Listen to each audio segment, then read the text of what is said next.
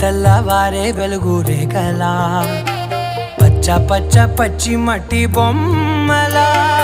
అల్లి బిల్లి వెన్న పాల నురగలా అచ్చ తెలుగు ఇంటి పూల కొమ్మలా దేవదేవుడే పంపగా ఇలా దేవతే మా ఇంట అడుగే పెట్టెనంట బ్రహ్మ కళ్ళలో కాంతులే మా అమ్మలా మా కోసం మళ్ళీ లాలి పాడేనంట.